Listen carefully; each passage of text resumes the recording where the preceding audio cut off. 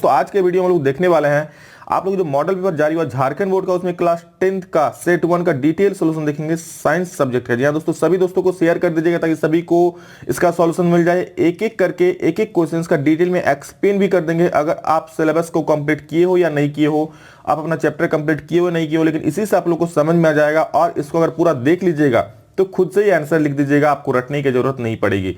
तो बिल्कुल वीडियो को पूरा देखिएगा, स्किप नहीं कीजिएगा ताकि आप लोग को जानकारी मिले और समझ के रखिए ताकि एग्जाम में दोस्तों इससे संबंधित सवाल पूछे तो वो भी बन जाए। ठीक है, एग्जाम सामने है इसलिए अच्छे से देख लीजिए इसको, और ऐसा कि मतलब एक बार देख के भूले नहीं, और इस तरह मैं समझा भी दूंगा आप लोगों को। तो चलिए शुरू करते हैं। और हाँ, सभी को शेयर कर दीजिए। चैनल पर पहली बार आए हैं तो सब्सक्राइब जरूर कर लीजिए। इसी तरह का हर एक मॉडल पेपर का सॉल्यूशन पाने के लिए दोस्तों हर एक का अपलोड कर देंगे, बस वेट कीजिए। एक दो दिन के अंदर सारा सॉल्यूशन अपलोड कर देंगे और एग्जाम की धाकड़ तैयारी करने के लिए बिल्कुल। तो और क्या ही कहें, बहुत इंपॉर्टेंट क्वेश्चन आगे आने वाला है। ये देखिए दोस्तों, आप लोगों को मॉडल पेपर के बारे में कुछ यहाँ जानकारी दे दूं। क्लास 10th यहाँ देख सकते हैं, यहाँ पर इंग्लिश का है, सभी सब्जेक्ट का दिया हुआ है। तो हम लोग अभी साइंस का बात करेंगे।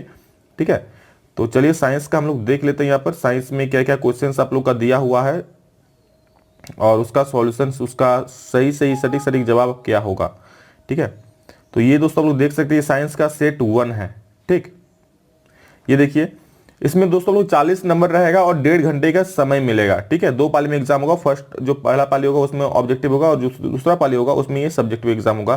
टोटल चाहे कोई भी सेट रहे आपका, सोशल साइंस, मैथ, कुछ भी, आपका टोटल 19 क्वेश्चन रहेगा उसमें। ठीक है, 19 क्वेश्चन में देखिए 1 से 7 तक जो प्रश्न रहेगा, ठीक है, उसमें से आपको केवल 5 का आंसर देना है और प्रत्येक का दोस्तों 2 नंबर का है प्रत्येक क्वेश्चन, मतलब 5 गुने 2 यानी ये 10 नंबर का हो जाएगा। ठीक है, आगे दोस्तों यहां देख सकते हैं 8 नंबर से जो 14 नंबर तक का क्वेश्चन रहेगा उसमें भी आपको सिर्फ 5 का ही जवाब देना है, जो कि प्रत्येक 3 नंबर का रहेगा। मतलब यहाँ 5 गुने 3 कितना हो जाएगा, 15 नंबर का हो जाएगा। ठीक है, तो उधर कितना हो गया 10 और इधर 15। ठीक, और जो है आप लोग का देख लीजिए 15 से 19 तक ये दीर्घ उत्तरीय है और इसमें से भी आप लोग केवल 3 क्वेश्चंस का ही जवाब देना है और प्रत्येक क्वेश्चन दोस्तों 5 नंबर का है। तो 5 को अगर 3 से यहाँ भी गुना करेंगे, 3 क्वेश्चन है और 5-5 नंबर करके, तो यहाँ भी 15 नंबर हो जाएगा। तो 15 नंबर प्लस इससे पहले वाला जो 3 नंबर वाला था वो भी 15 नंबर और पहला वाला 10 नंबर, मतलब टोटल 40 नंबर का भी एग्जाम आप लोग का सब्जेक्टिव होने वाला है। ठीक है, चलिए आप लोग इसको समझ गए होंगे। ये पहला सेट था इसलिए मैं समझा दिया, बाकी सेट में सीधा डायरेक्ट हम सॉल्व करेंगे। चलिए आप लोग इसको समझ गए होंगे। ये पहला सेट था इसलिए मैं समझा दिया, बाकी सेट में सीधा डायरेक्ट हम सॉल्व करेंगे। पहला सवाल आप लोग देख सकते हैं, ये सारा सवाल आप लोग को दिया हुआ है। चलिए मैंने इसको खुद से अलग से एक आंसर सेट तैयार किया है, बिल्कुल खुद का लैंग्वेज में आंसर लिखा है, जो आप लोग को समझने में थोड़ी भी दिक्कत नहीं होगी। तो चलिए उसको देख लेते हैं। तो दोस्तों जो सबसे पहला सवाल है आप लोग देख सकते हैं क्या है, विद्युत आवेश का ऐसा मात्रक लिखिए, 1 इलेक्ट्रॉन पर कितना विद्युत आवेश होता है। ये पहला सवाल है। तो जैसा मैं लिखा हूं बस ऐसे लिख दीजिएगा ना, एक नंबर भी आपका एग्जाम में कटने वाला नहीं है। क्या है, विद्युत आवेश का ऐसा मात्रक कूलम, उसको हम लोग सी से नोट करते हैं। ठीक है, होता है, और 1 इलेक्ट्रॉन पर दोस्तों 1.6 इंटू 10⁻⁻19 कूलम होता है। इसको ऐसे लिखना है 1.6 इंटू 10 के पावर -19 कूलम होता है। ठीक है, ये 1 इलेक्ट्रॉन पर चार्ज होता है। चलिए अगला सवाल देख लेते हैं हम लोग। अगला सवाल दूसरा नंबर क्या है, वोल्टमीटर का प्रयोग कौन सी भौतिक राशि मापने में की जाती है, इसे विद्युत परिपथ में किस तरह संयोजित किया जाता है। दोस्तों वोल्टमीटर जो है एक मशीन टाइप का होता है, एक डिवाइस होता है। ठीक है, उसको परिपथ में जोड़ा जाता है और इसका प्रयोग क्या करते हैं, देखिए वोल्टमीटर का प्रयोग विभवांतर मापने के लिए किया जाता है। अब पूछिए सर विभवांतर क्या है, तो विभवांतर मतलब वोल्टेज। आप लोग बोलते हैं ना घर में, सर वोल्टेज बढ़ गया, अरे वोल्टेज घट गया, तो उसी को मापने के लिए यहाँ पर वोल्ट मीटर का प्रयोग करते हैं। विभवांतर को इंग्लिश में ही वोल्टेज कहते हैं। ठीक है, और हमेशा याद रखिए जो विद्युत परिपथ में, ठीक है, वोल्टमीटर को हमेशा पार्श्वक्रम यानी कि समांतर क्रम में जोड़ा जाता है। इसे विद्युत परिपथ में किसमें, पार्श्वक्रम में जोड़ा जाता है वोल्टमीटर को। और दोस्तों याद रख लीजिए यहाँ पर अगर आमीटर की बात करें तो आमीटर को हमेशा श्रेणी क्रम में जोड़ा जाता है। ये भी सवाल पूछ सकता है एग्जाम में, यहाँ पर वोल्टमीटर पूछा है तो कभी आमीटर भी पूछ सकता है। तो आमीटर से क्या मापते हैं, धारा मापते हैं और उसका प्रयोग, उसको हम लोग श्रेणी क्रम में जोड़ते हैं परिपथ में। ओके, चलिए अगला सवाल देख लेते हैं। क्या बोला है कि एक ऐसी धातु को उदाहरण दीजिए जो कमरे के ताप पर द्रव अवस्था में पाया जाता है। क्या होता है भैया, जी हाँ, पारा। पारा दोस्तों एक ऐसा धातु है जो कमरे के ताप पर द्रव अवस्था में पाया जाता है। बहुत इंपॉर्टेंट सवाल, अच्छे से देख लीजिए। अगला सूत्र है एल्काइन का सामान्य सूत्र लिखिए। देखिए एल्कीन एल्काइन होता है। मैं चैप्टर जब पढ़ाऊंगा आप लोगों को तो और भी अच्छे से समझाऊंगा, लेकिन अभी इसका सूत्र समझ लीजिए। एल्काइन का जो दोस्तों सामान्य सूत्र होता है वो होता है CnH2n-2। ओके, ये एल्काइन का सामान्य सूत्र होता है। ठीक है, एल्केन का क्या होता है, तो CnH2n होता है, सॉरी CnH2n+2 होता है, और एल्कीन का होता है CnH2n, एल्काइन का हो जाता है CnH2n-2। ठीक, इसको ऐसे लिखिएगा आप लोग, CnH2n और यहाँ पर -2 कर दीजिएगा। ठीक है, ये हो गया आप लोग का एल्काइन का सूत्र। अगला सवाल है, मेंडल ने अपने प्रयोग के लिए किस पौधे को चुना? तो भैया जी मेंडल ने अपने प्रयोग के लिए मटर के पौधे को चुना था। ठीक है, तो मेंडल ने अपने प्रयोग के लिए मटर के पौधे को चुना। एक जैव निम्नकरणीय पदार्थ का उदाहरण दे। अब यहाँ पर आपको समझना पड़ेगा जैव निम्नकरणीय क्या है। ठीक है, तभी आप इसको कुछ भी लिख सकते हैं, मतलब अपने माइंड से भी। जैव निम्नकरणीय मतलब ऐसा पदार्थ होता है दोस्तों जिसका विघटन हो जाता है, जिसका सूक्ष्म जीव उसको मतलब क्या, उसको मिट्टी में मिला देते हैं, ऐसा कह सकते हैं। तो कागज हो गया, लकड़ी हो गया, सूती कपड़ा हो गया, ये सारा चीज क्या है, जैव निम्नकरणीय है। लेकिन यही अगर प्लास्टिक की बात करें दोस्तों, प्लास्टिक जैव निम्नकरणीय है क्या? वो मिट्टी में मिलता है? नहीं मिलता है। जो भी चीज मतलब हम लोग आम भाषा में बोले कि जो मिट्टी में मिल जाएगा वो जैव निम्नकरणीय हो जाएगा। ठीक है, मतलब जीवित जैसे कागज हो गया क्या, उसको कुछ दिन बाद रख दीजिएगा तो मिट्टी में मिल जाएगा। पेड़ पौधे भी कर सकते हो यहाँ पर। ठीक है, इस प्रकार जैव निम्नकरणीय उदाहरण क्या हो जाएगा, कागज हो जाएगा, लकड़ी, सूती कपड़ा, ये सब बात हो जाएगा। उत्पादक अपनी ऊर्जा के लिए किस पर निर्भर होते हैं? तो यहां पर दोस्तों आपको समझना पड़ेगा उत्पादक क्या है, उपभोक्ता क्या है। तो उत्पादक मतलब जो किसी चीज को तैयार कर रहा है। ठीक है, यहां पर उत्पादक मतलब बात हो रहा है जो पेड़ पौधे हैं, ठीक है, कुछ छोटे छोटे जीव होते हैं जो अपना खाना स्वयं तैयार करता है। जैसे पेड़ पौधे किसका प्रयोग करते हैं, प्रकाश संश्लेषण का प्रयोग करते हैं। हम लोग उत्पादक नहीं है भैया, हम लोग खाना तैयार करते हैं क्या? हम लोग खाना तैयार करते हैं खुद खाने के लिए, सब्जी पकाते हैं, चावल बनाते हैं, लेकिन भैया सब्जी कहां से आता है, चावल के लिए धान कहां से आता है? वो भी हम लोग किसी और पर निर्भर रहते हैं। मतलब हम लोग हर एक खाने के लिए किसी और पर निर्भर रहते हैं। तो हम लोग भैया उत्पादक नहीं है, हम लोग उपभोक्ता हैं। उत्पादक कौन हो गया, पेड़ पौधे हो गया, कुछ छोटे जीव है, ठीक है, जो प्रकाश संश्लेषण क्रिया द्वारा अपना खाना तैयार करता है। तो उत्पादक किसके द्वारा करता है, प्रकाश संश्लेषण। और उसके अपनी ऊर्जा के लिए किस पर निर्भर रहता है, तो वो लोग निर्भर रहता है जल पर, सूर्य के प्रकाश पर, क्लोरोफिल तथा कार्बन डाइऑक्साइड पर निर्भर रहता है। ठीक है, उत्पादक अपनी ऊर्जा के लिए जल, सूर्य का प्रकाश, क्लोरोफिल तथा कार्बन डाइऑक्साइड पर निर्भर रहता है। ये आंसर हो गया। क्यों? इसका प्रयोग वो लोग प्रकाश संश्लेषण में करता है। Get it. 8 नंबर सवाल देखिए क्या बोला है कि 1 एम्पियर की परिभाषा लिखिए, किसी परिपथ में धारा की गणना करें यदि 500 कूलम्ब आवेश 10 मिनट में इससे होकर गुजरता है। तो सबसे पहले 1 एम्पियर की परिभाषा देख लीजिए, बहुत इंपॉर्टेंट सवाल है ये 1 एम्पियर की परिभाषा। जब किसी चालक में 1 सेकंड में 1 कूलम्ब आवेश प्रवाहित होता है तो उसे 1 एम्पियर विद्युत धारा कहते हैं। ठीक है, समझ गए। अगर कोई तार है, ठीक है, उसमें 1 सेकंड में कितना धारा प्रवाहित होगा, कितना आवेश प्रवाहित होगा, 1 कूलम्ब, तो उसे हम लोग 1 एम्पियर विद्युत धारा कहते हैं। ठीक है, अब आगे बोला है कि अगर 500 कूलम्ब चार्ज है और 10 मिनट में इससे होकर गुजरता है तो कितना धारा होगा वो निकलना है। तो देख लीजिए, मैं आप लोगों को सॉल्व करके बता देता हूं। ठीक है, तो Q कितना दिया है, Q दिया है आपका 500 कूलम्ब, और समय कितना दिया है, तो समय दिया है यहाँ पर आप लोग का 10, लेकिन दिया क्या, मिनट में दिया है। ठीक है, तो इसको हम लोग सेकंड में चेंज कर लेंगे। 10 को कितना से गुना कर देंगे भैया, तो 10 को हम लोग 60 से गुना कर देंगे, सेकंड हो जाएगा। ठीक है, सही 0 है, तो यहाँ पर 600 सेकंड हो जाएगा। ओके, अब इसको हम लोग क्या करेंगे, आई मतलब क्या होता है, Q बटा T। तो Q बटा T फॉर्मूला होता है आई का, याद रख लीजिएगा। ठीक है, Q बटा आई का फॉर्मूला होता है Q बटा T। ओके, Q बटा T। Q कितना है, 500 है तो 500 लिख देंगे। T कितना है, 600 है तो 600 लिख देंगे। 2 0 से 2 0 कट जाएगा, यहाँ पर इसको डिवाइड कर दीजिएगा तो यहाँ पर आ जाएगा 0.648, तो 0.8 और 3 0.83 एम्पियर इसका सही आंसर हो जाएगा। ठीक है, बस देख लीजिए यही आंसर है, और जो कि बहुत आसान है, बिल्कुल भी हार्ड आप लोग का नहीं है। निम्नलिखित को स्पष्ट कीजिए, किसी तार 2 सवाल इसमें, किसी तार का प्रतिरोध उसके अनुप्रस्थ काट के क्षेत्रफल में परिवर्तन के साथ किस प्रकार परिवर्तित होता है। ठीक है, बोल रहा है कोई तार है, उसका क्षेत्रफल में परिवर्तन, अनुप्रस्थ काट का क्षेत्रफल में अगर परिवर्तन होता है तो उसका प्रतिरोध कैसे परिवर्तित होता है। तो याद रख लीजिए, किसी तार का प्रतिरोध उसके अनुप्रस्थ काट के क्षेत्रफल में वृद्धि होने पर प्रतिरोध बढ़ जाता है, जबकि उसके अनुप्रस्थ काट के क्षेत्रफल में कमी होने पर प्रतिरोध घट जाता है। तो यहां पर हम दूसरे शब्दों में भी कह सकते हैं दोस्तों कि किसी तार का प्रतिरोध उसके अनुप्रस्थ काट के क्षेत्रफल के समानुपाती होता है। मतलब ऐसा, तार जितना भैया मोटा होगा धारा उतना अच्छी तरह से और ज्यादा बहेगा। ठीक है, पतला तार होगा तो धारा यहाँ पर बहने में इलेक्ट्रॉन क्या दिक्कत से जाएगा, तो यहाँ पर धारा बहने में दिक्कत होगा। लेकिन जितना मोटा तार उतना इलेक्ट्रॉन अच्छा आसानी से चलेगा, तो यहाँ पर धारा आसानी से बहेगा। तो याद रखिए, जितना मोटा तार उतना अच्छा से यहाँ पर धारा बहेगा तो प्रतिरोध कम होगा। ठीक है, तो ज्यादा मोटा तार तो प्रतिरोध कम होगा, और पतला तार होगा तो प्रतिरोध ज्यादा होगा। ठीक है, अगला सवाल देख लीजिए, किसी चालक का प्रतिरोध किन कारकों पर निर्भर करता है। मतलब कोई चालक का जो प्रतिरोध है, ठीक है, प्रतिरोध मतलब क्या, रुकावट, धारा में जो रुकावट आता है उसी को हम लोग प्रतिरोध बोलते हैं। तो किन कारकों पर निर्भर करता है, तो चालक का प्रतिरोध निम्नलिखित कारकों पर निर्भर करता है। पहला, चालक तार की लंबाई पर, ठीक है, कि तार कितना लंबा है इस पर निर्भर करेगा। चालक के अनुप्रस्थ काट का क्षेत्रफल, मतलब मान लीजिए ये तार है, ठीक है, तो ये तो भैया तार की लंबाई हो गया, और ये जो दिख रहा है ये आपका होता है गोल वाला अनुप्रस्थ काट का क्षेत्रफल। और चालक के पदार्थ की प्रकृति, मतलब ये किस चीज का तार है, एल्युमिनियम का है, लोहा का है, उस पर भी निर्भर करता है। आप लोग सिंपल सा एक फॉर्मूला याद रखिएगा दोस्तों, R equal to rho L by A. ठीक है, एल मतलब लंबाई, ए मतलब एरिया मतलब क्षेत्रफल, और रो मतलब पदार्थ की प्रकृति। बस इस तीनों पर ही निर्भर करता है, लंबाई पर, एरिया पर और पदार्थ की प्रकृति पर।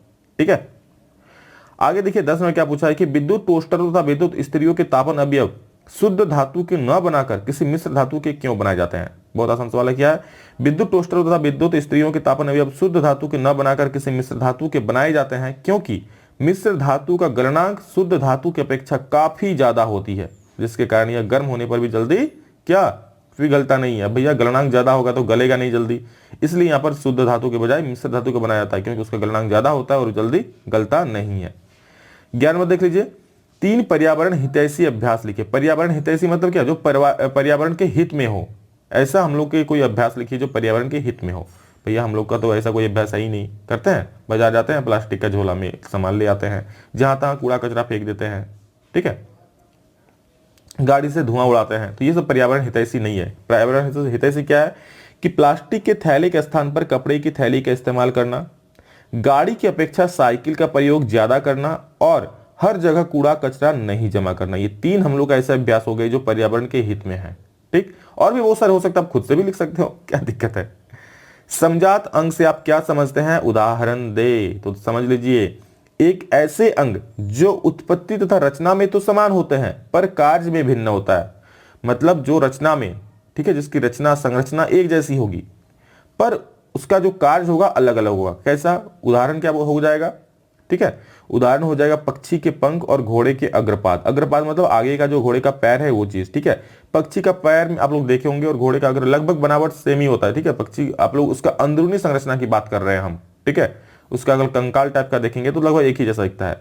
मनुष्य की बाजू तथा गाय के अग्रपाद, ठीक है, ये भी क्या एक ही जैसा होता है। जो हम लोग का हाथ होता है और गाय का जो आगे का होता है पैर, वो भी एक जैसा होता है पर कार्य क्या अलग अलग होता है। मेढक का अग्रपाद तथा पक्षी के पंख, मेढक का भी अग्रपाद जो आगे का उसका हिस्सा होता है हाथ टाइप का वो, और पक्षी का पंख एक ही जैसा होता है, लेकिन कार्य क्या होता है उसका भिन्न भिन्न होता है। तो उसे ही हम लोग समजात अंग बोलेंगे। परितंत्र में अपमार्जकों की क्या भूमिका है। परितंत्र मतलब क्या, पहले आपको समझना पड़ेगा। परितंत्र मतलब सारा चीज इस दुनिया में जो भी चीज आपको दिख रहा है, हम आप, ये हवा, पेड़ पौधे, पक्षी, मिट्टी, आकाश, जो भी है सब मिलाकर परितंत्र का निर्माण करते हैं, ठीक है। तो अपमार्जक क्या, अपमार्जक मतलब क्या होता है सर, ये भी बता दीजिए। तो अपमार्जक मतलब होता है दोस्तों छोटे छोटे जो जीव होते हैं जो किसी चीज को विघटित कर देता है। आप लोग देखे होंगे जब कोई आलू सड़ जाता है, कोई चीज मर जाता है तो उस पर छोटे छोटे कीड़े रेंगने लगते हैं, मतलब बिल्कुल छोटे छोटे, उसे ही अपमार्जक बोलता है। वो क्या, उसको इतना विघटित करके मिट्टी में मिला देता है, तो उसी का नाम, उसी को हम लोग अपमार्जक बोलते हैं। तो उसका क्या भूमिका है परितंत्र में, तो देखिए परितंत्र में अपमार्जक मृत जैव अवशेषों का निपटान करता है। मतलब क्या, परितंत्र में अपमार्जक क्या करता है, मृत जैव अवशेषों का निपटान करता है। मृत जो जैव मतलब जो जीवित रहता है उसके जो मर जाता है, फिर अवशेष उसका जो बचता है उसको निपटान मतलब खत्म कर देता है। यह मृत शरीर को अपने भोजन के लिए प्रयोग करते हैं तथा वे जटिल पदार्थों को सरल पदार्थों में परिवर्तित करते हैं। सोचिए अगर अपमार्जक नहीं होता तो कोई चीज यहाँ पर मर जाता तो वो ऐसे ही रहता, मिट्टी में नहीं मिलता। कोई यहाँ पर कुछ सड़ जाता तो ऐसे ही रहता, मिट्टी में नहीं मिलता। तो ये सारा काम किसका रहता है, अपमार्जक का रहता है, ठीक है। आगे देखिए समजात, ये भैया इस दुनिया में हर एक का कुछ ना कुछ काम है, ठीक है। बिना कोई मतलब बिना काम का भगवान किसी को नहीं भेजा है। और आप लोगों का काम है दोस्तों अच्छे से पढ़ाई करना, अपना नाम रोशन करना, ठीक है। तो बिल्कुल मेहनत कीजिए और पढ़ाई कीजिए। समजातीय श्रेणी क्या है, उदाहरण के साथ समझाइए। देखिए, ऐसा कार्बनिक यौगिक जिसमें एक ही प्रकार के प्रकार्यात्मक समूह होता है उसे समजातीय श्रेणी कहते हैं। दोस्तों, ऐसा कार्बनिक यौगिक होता है, कार्बनिक यौगिक मतलब क्या, जिसमें कार्बन होता है, हाइड्रोजन होता है, कार्बन रहता है जिसमें, तो ऐसा कार्बनिक यौगिक जिसमें एक ही प्रकार के प्रकार्यात्मक समूह होते हैं उसे समजातीय श्रेणी कहते हैं। कैसे, जैसे देखिए CH3OH, C2H5OH, C3H7OH, इस सब क्या है, एक ही जैसा यहाँ पर प्रकार्यात्मक समूह है। क्या है, सब में OH है। OH को हम लोग क्या बोलते हैं भैया, अल्कोहल बोलते हैं। तो सब में अल्कोहल है, ठीक है। आप फॉर्मूला अलग देखिए है, लेकिन प्रकार्यात्मक समूह तो सेम है ना, फंक्शनल ग्रुप सेम है। तो ये हो गया समजातीय श्रेणी। Get it. आगे देखिए क्या बोला है, अगला सवाल क्या है कि श्रेणीक्रम संयोजन को परिभाषित करें। एक विद्युत परिपथ में 3 प्रतिरोधक जिनके प्रतिरोध क्रमशः R1, R2 तथा R3 है को श्रेणीक्रम में जोड़ा गया है। विद्युत परिपथ का तुल्य प्रतिरोध के लिए व्यंजक प्राप्त करें, मतलब प्रूव करना। ये काफी महत्वपूर्ण सवाल है यार, आप लोग लिख के ले लीजिए। एग्जाम में आप लोग का ये लगभग मतलब क्या आ ही जाएगा ये क्वेश्चन 5 नंबर में भैया। तो ध्यान से देख लीजिए इसको क्या है। देखिए, आसान भाषा मैंने इसको समझाने का प्रयास किया है, ज्यादा मतलब उल जुलूल यहाँ पर नहीं दिया है कुछ, ठीक है। तो अच्छे से देख लीजिए। प्रतिरोधों का ऐसा संयोजन जिसमें प्रत्येक प्रतिरोध में समान धारा बहती है। क्या, प्रतिरोधों का ऐसा संयोजन, यहाँ पर इसमें नहीं जिसमें होगा, ठीक है, जिसमें प्रत्येक प्रतिरोध में समान धारा बहती हो उसे श्रेणीक्रम संयोजन कहते हैं। इसका आप लोग दूसरा डिफिनेशन भी लिख सकते हैं कि जब प्रतिरोध के किसी एक सिरे से दूसरे सिरे को जोड़ करके एक परिपथ बनाया जाता है तो उसे हम लोग श्रेणीक्रम संयोजन बोलते हैं, ठीक है। बहुत सारे डिफिनेशन है, आप लोग कोई भी लिख सकते हो, ये आसान लगा इसलिए मैंने लिख दिया, ठीक है। अब देखिए यहाँ पर एक आप लोग को फिगर बनाना है, सिंपल सा फिगर बनाना है, कोई दिक्कत तो यहाँ पर है ही नहीं, ठीक। यहाँ पर 3 को क्या दे दिया, हम प्रतिरोध दे दिया, आप लोग देख सकते हो, ठीक है।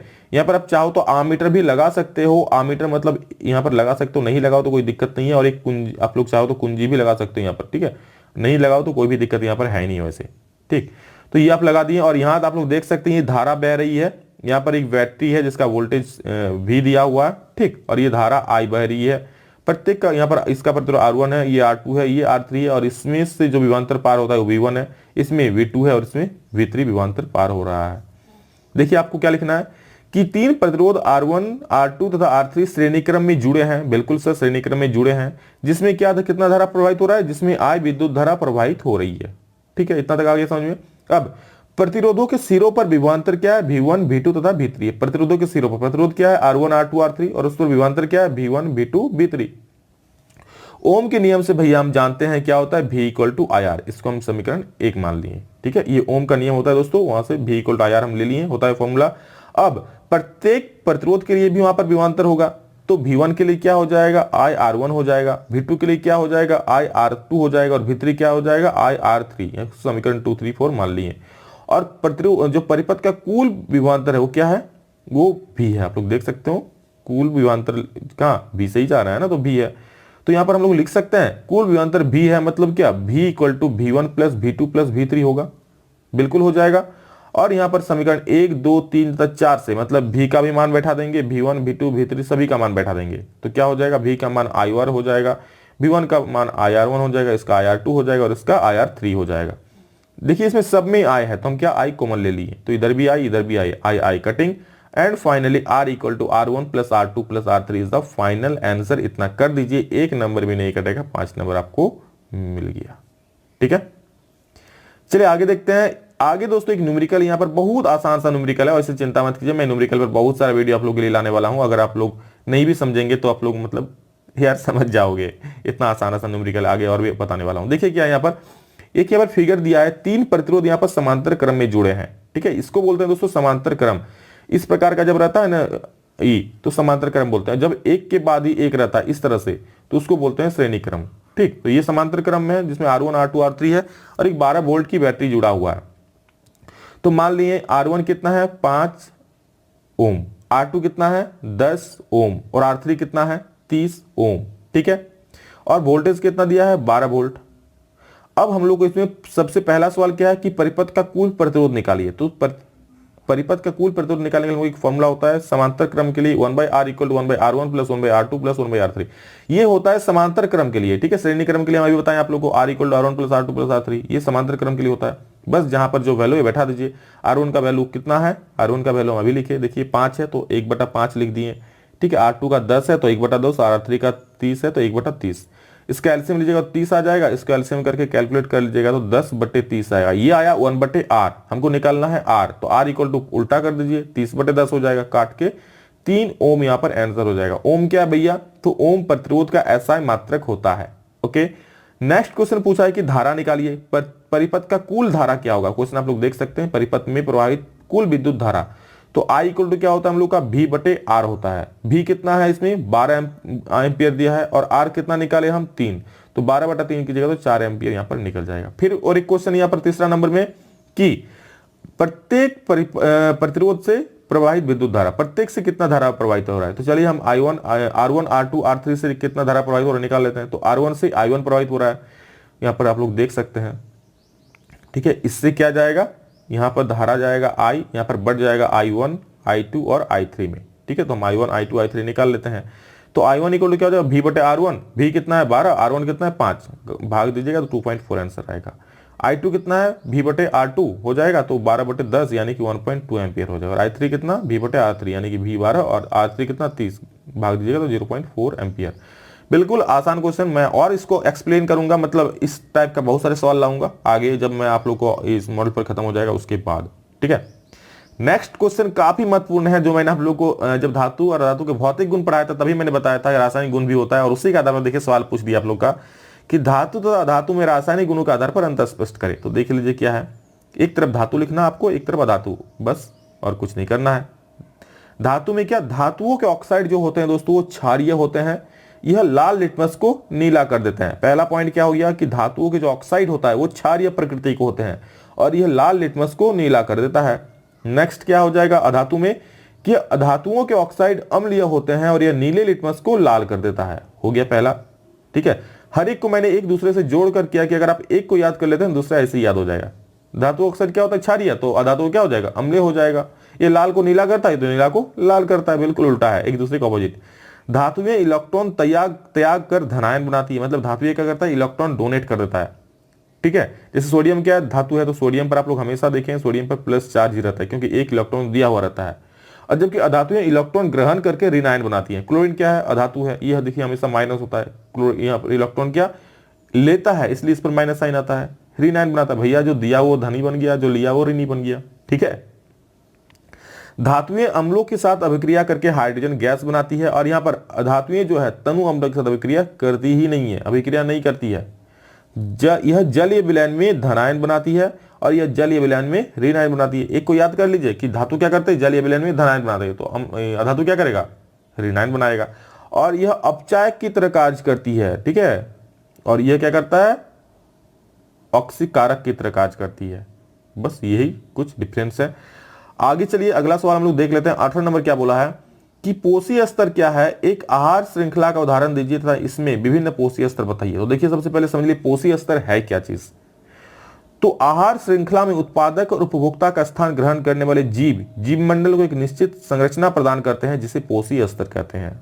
माइंड से पार हो गया क्या, अब नहीं होगा। देखिए आहार श्रृंखला मतलब क्या, खाने का ऐसा श्रृंखला मतलब क्या, जैसे बकरी मान लीजिए घास को कोई कीट खा गया, कीट को कोई दूसरा चीज खा गया, इस प्रकार जो श्रृंखला बनता है उसे हम लोग आहार श्रृंखला बोलते हैं। ठीक है, अब आहार श्रृंखला में उत्पादक और उपभोक्ता, उत्पादक कौन हो गया, तो उत्पादक हमेशा याद है कि पेड़ पौधे ही होते हैं और कुछ जीव होते हैं, उपभोक्ता हम जैसे राक्षस होते हैं।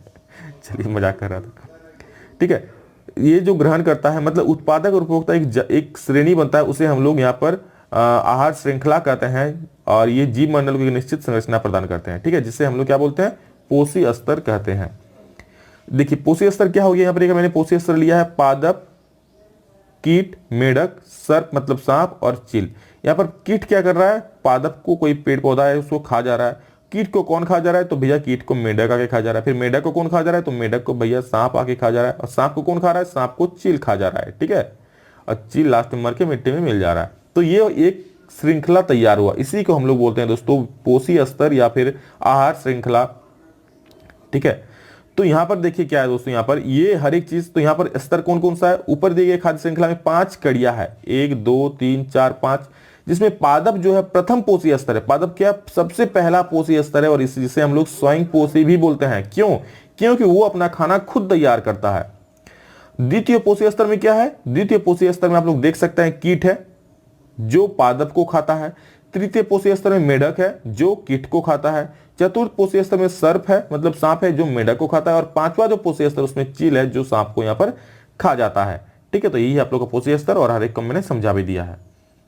और अंतिम सवाल है आप लोग का, प्रभावी लक्षण से आप क्या समझते हैं? तो माता पिता को ये वंशानुगत लक्षण जो संतानों में दिखाई देते हैं उन्हें यहाँ पर प्रभावी लक्षण कहते हैं। ठीक है, आपके माता पिता में ऐसे कुछ लक्षण है जो आप में भी दिखाई देते हैं, तो ये लक्षण दोस्तों यहाँ पर प्रभावी लक्षण कहलाता है। और मेंडल के प्रयोग द्वारा कैसे पता चला कि लक्षण प्रभावी अथवा अप्रभावी होते हैं, समझाइए। तो ध्यान से देख लीजिए, जब मेंडल ने मटर के लंबे पौधे और बोने पौधे का संकरण कराया था, जब एक दूसरे को वहां पर मिलाया, तो उससे जो प्रथम संतति पीढ़ी F1 में मिला सभी पौधे लंबे प्राप्त हुए। इसका अर्थ था कि दो लक्षणों में से केवल एक पैतृक लक्षण ही दिखाई दिया। क्या एक लंबा और एक बौना लिया था, पर सिर्फ लंबा ही दिखाई दिया, मतलब बौना का यहाँ नहीं दिखाई दिया। तो यहाँ पर सिर्फ एक ही प्रकार के लक्षण दिखाई दिया, पैतृक लक्षण दिखाई दिया। उन दोनों का मिश्रित प्रमाण नहीं दिखाई दिया, मतलब दोनों का मिश्रित होता तो होता मीडियम साइज का बनता, लेकिन ऐसा तो नहीं हुआ, लंबा ही बना। ठीक है, अब आगे देखिए, उसने पैतृक पौधों को और F1 पीढ़ी के पौधों को स्वपरागण से उगाया। यहाँ पर ये देखिए, उन दोनों का मिश्रित प्रमाण नहीं दिखाई दिया, यहाँ पर फुल स्टॉप दे दीजिएगा। उसने पैतृक पौधों और F1 पीढ़ी के पौधे को स्वपरागण से उगाया। इस दूसरी पीढ़ी F2 में सभी पौधे लंबे नहीं थे, और अब की बार जो उगाया उसमें सभी पौधे लंबे नहीं थे, इसमें एक चौथाई पौधे बोने थे। इस प्रकार मेंडल ने लंबे के लक्षण को प्रभावी लक्षण और बोने पौधे के लक्षण को अप्रभावी लक्षण कहा। मतलब जिसका मतलब माता पिता से मिला उसको प्रभावी कह दिया यहाँ पर, जो उसको नहीं मिला वहां पर अप्रभावी कहता है। ठीक है, तो यही कुछ दोस्तों यहाँ पर स्पष्ट कहा गया है। और ये था दोस्तों आप लोग का सेट 1 का डिटेल सॉल्यूशन, और सभी को शेयर कर दीजिए। इस एक के बाद दोस्तों एक यहाँ पर देखिए, मैंने क्वेश्चंस को खुद से टाइप किया है हाथ से, आंसर को खुद से टाइप किया है हाथ से, तो मेहनत काफी ज्यादा लगा है दोस्तों, इसलिए प्लीज एक लाइक कर दीजिएगा, अपने दोस्तों को शेयर कर दीजिएगा ताकि सभी को इसका लाभ मिले।